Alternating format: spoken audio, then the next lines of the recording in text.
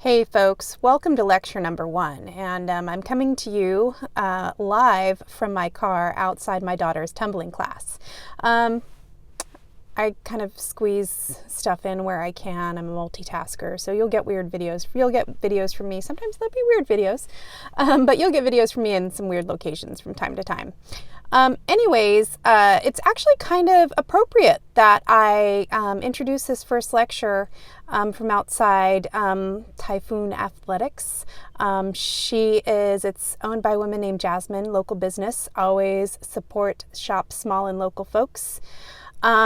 And she's the perfect example of our first lecture, who the entrepreneur is, what they bring to the economy, both locally and globally, the skills and abilities, the advantages and disadvantages of being an entrepreneur.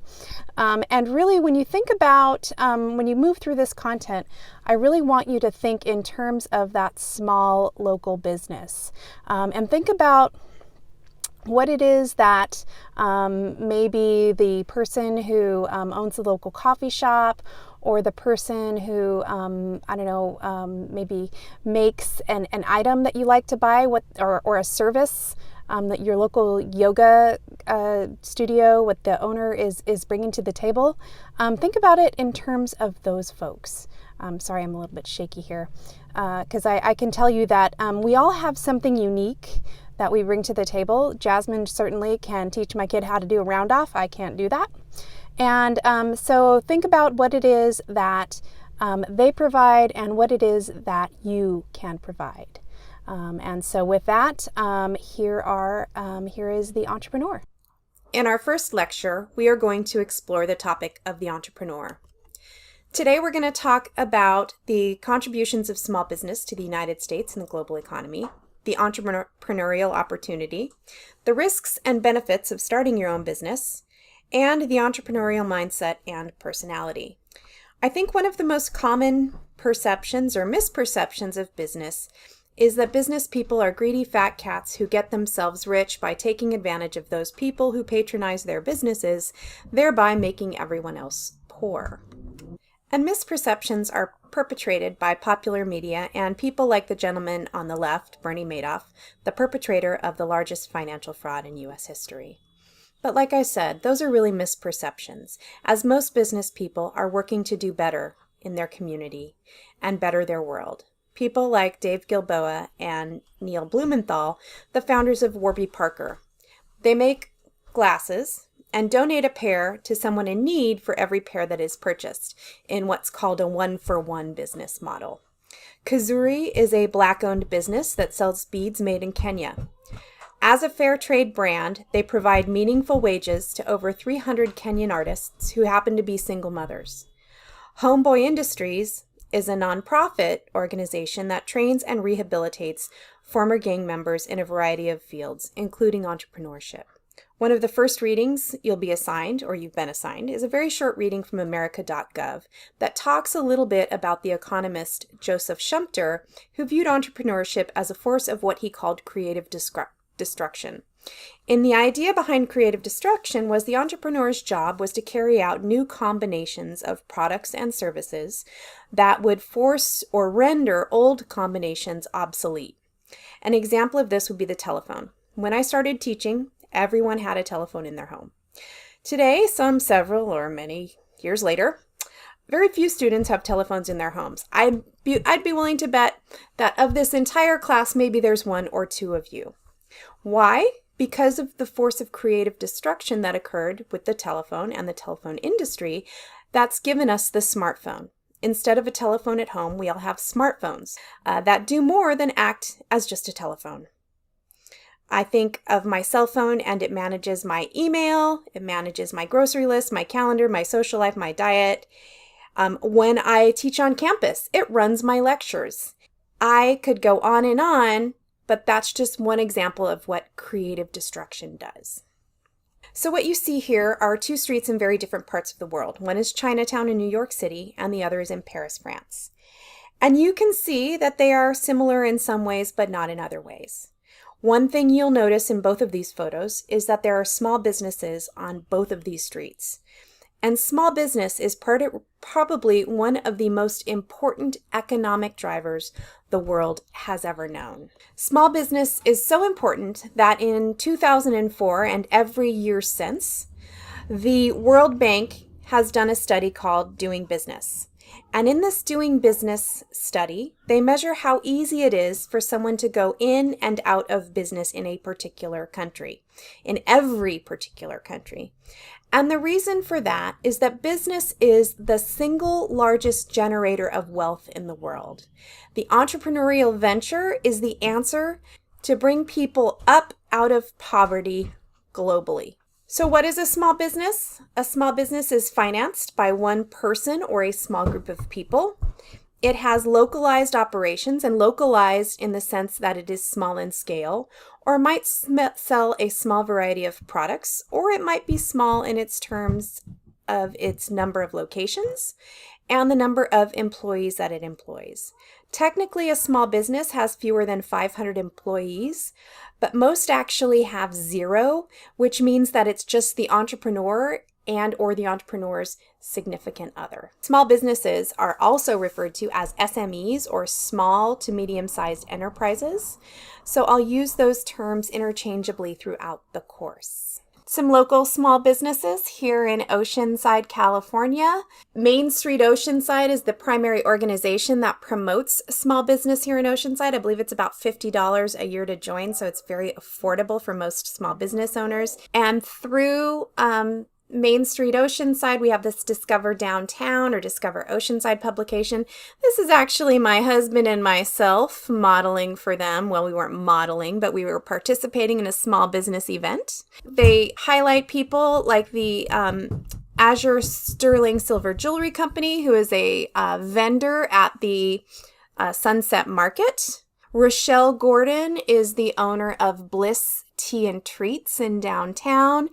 And this guy is Mike Confer, who's one of my former students who started a gym called MROC. And it's an obstacle course gym and training center. And Mike is a vet. So what about small business in the United States? I know when we think of business and we think and see business in the media, we think Apple, American Airlines, Ford, Facebook, massively large companies. However, most businesses in the United States are small businesses. Small business represents over 99% of all employers. They generate 47% of new private sector jobs. They pay over 40% of all private payrolls. They represent 98% of companies exporting goods and 33% of the total value of our exported goods here in the United States. They produce 16 times more patents than large companies, so they're more innovative.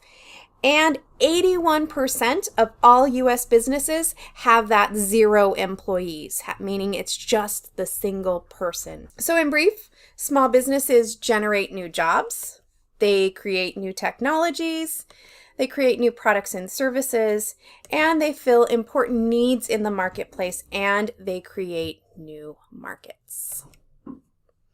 Businesses start with something called the entrepreneurial opportunity. The entrepreneurial opportunity is an innovative product or service with market potential. It has to create value by being timely, and people have to want it.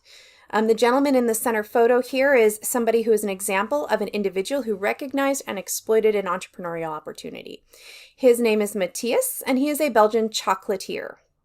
And he realized once he graduated from his chocolatier program that there were lots and lots of chocolate shops in Belgium, and so it would be very difficult for him to compete on his own.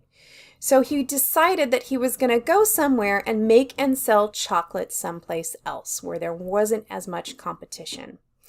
If you don't live in Belgium, or if you haven't been to Belgium, there's a reason why they call it Belgian chocolate.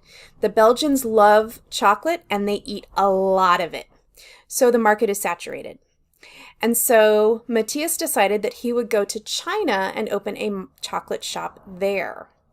And what he found when he opened his chocolate shop in China was that the Chinese palate was much different than the Belgian palate. And so they don't eat sweets in the same way that the Belgians do. They don't have the same taste for sweet, so to speak. And so he modified his recipes. Rather than sweetening it with sugar, he started to sweeten with fruit. And so he successfully sold this fruit-sweetened chocolate in a shop in China. After a couple of years, Matthias got homesick, so he decided to move back to Belgium, Brussels specifically. Brussels is one of the most prolific diplomatic communities in the world. It is the capital of the European Union, so there's lots and lots of people from lots of countries that live and work in Belgium. And so Matthias decided that he would open his chocolate shop with his fruit-sweetened chocolates, targeting diplomats who are from countries that, like China, that aren't interested in the super sweet, the overly sweet Belgian chocolate. So this photo was taken a couple of years ago in his very successful chocolate shop in the diplomatic quarter of Brussels, Belgium. One of my favorite articles about entrepreneurship is an article that was run in the Wall Street Journal several years ago. It used to be an assigned reading for this course, but I could no longer get access to it. So I'm just going to summarize it here for you guys. And it's called So You Want to Be an Entrepreneur. And what I like about it is that it asks you as a potential entrepreneur to ask yourself a series of questions and to think really hard about the answer to those questions to determine if you have what it takes to be an entrepreneur. First question, are you willing and ready to bear financial risk? There's a saying in business that you have to spend money to make money, and that's true. But I'm going to teach you that you don't have to spend a lot. Are you ready to sacrifice your lifestyle? It could be a few weeks, it could be a few months, or it could be a few years of skipping time with friends in order to grow your entrepreneurial endeavor. Is your family on board? Are they just as committed to your business, to you and your business concept? Do you like all aspects of running a business? Are you comfortable making decisions on the fly with no playbook? Are you good thinking on your feet? What's your track record of following through on your ideas?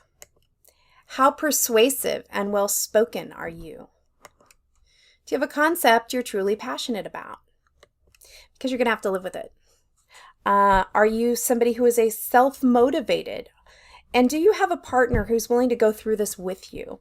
That last one is not as important, and sometimes no partner may be better, but a lot of business media encourages the idea of having a partner to start your business with. If the answers to all of those questions are positive and lead you to think this might be for me, then you might have some of the common personality traits of entrepreneurs. Entrepreneurs typically tend to be tenacious. They're committed and they go after things. They're passionate about their ideas. If they're okay with the unknown, then they have a high tolerance for ambiguity. They can see what an ideal future is and they know how to create an action plan to work toward that future. They're confident. They believe in themselves. They are flexible. When something doesn't quite go the way things were planned, they can adapt very easily. And they're willing to break the rules when necessary, within reason and within the law. So you're wondering right now, maybe this is something that's right for me. Well, there are some distinct benefits of entrepreneurship. First is the potential for profit and generating your own wealth, the ability to create your own enterprise, independence. You're no longer working for someone else, and with that independence comes freedom. You can choose when to work and how to work, and there's generally great satisfaction in doing your job the way that you want to do it, and you feel more fulfilled as an individual. You have the opportunity to create opportunities for others, whether they be employees, community members, customers, suppliers, etc. With the benefits come potential drawbacks. There is most certainly an uncertainty of income. You don't know from one year to the next what your income will be. Every entrepreneurial venture bears risk. Many fail. You will work long hours. So in that time, you will have a lower quality of life because you'll be tied to your business. There is generally stress associated with the responsibilities of running a business, and that stress comes from responsibilities. And you may get discouraged from time to time. But as Eleanor Roosevelt said, you really should do one thing every day that scares you, as long as it's within reason. And you should know that failure happens. It's important that I tell you some of the most successful business people out there are people who have failed. For example, there is the gentleman who was fired from the Kansas City Star because his boss said that he, quote, lacked imagination and had no good ideas. That gentleman was Walt Disney. Before Mickey Mouse, lacked imagination and had no ideas. And yet he gave us the single most valuable entertainment company on the planet. I'm going to change it up now with a little discussion of competitive advantages of entrepreneurial firms. The competitive advantage is the edge that a company has over its competitors, and it's usually based around cost or differentiation. So you may provide a product at a lower cost to your customers, like, say, Walmart, or you may offer more quality through something like unique partnerships focused on design, like Target. Or you may offer better service value than your competitors. These are all examples of competitive advantage. And your competitive advantage is something that is replicable, that you can repeat and your customers can articulate. So it's the edge that a firm has over its competitors, usually around cost, differentiation, and it is replicable. One of the competitive advantages of small entrepreneurial firms is that there is a customer focus, because the entrepreneur is much closer to the customer than the CEO of a large company. There's a better relationship between the company and the customer, again, because the small business owner is so close and so intimately involved in the business. They have the ability to assess and repair issues with quality quickly. Small businesses are better able to control their reputation when it comes to being responsive to customers. And small businesses, like I mentioned earlier regarding patents, have a reputation for innovation. And small businesses have the opportunity or have the ability to occupy special niches. They can make products for a few people. They can make highly specialized products. And so by fulfilling that niche, it makes them harder to compete against. A niche is simply the place in the market, the specific need that the product or service provides. So for example, I'm taking Tylenol right now for headaches because I can't take ibuprofen. And Tylenol is, the niche that Tylenol occupies is that it is a pain reliever for people who can't take aspirin or ibuprofen. And so my student who opened a gym for people who want to get fit by doing an obstacle course rather than sitting on a spin bike or doing CrossFit or doing some other kind of high intensity training. That's his niche. So with that, I'm going to leave you with a couple of quotes.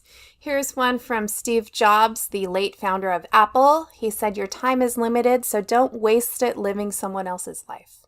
Don't be trapped by dogma, which is living with the results of other people's thinking. Don't let the noise of others' opinions drown out your own inner voice. And most important, have the courage to follow your heart and intuition. They somehow already know what you truly want to become. Everything else is secondary." Casey Musgraves, singer. Follow your arrow wherever it points.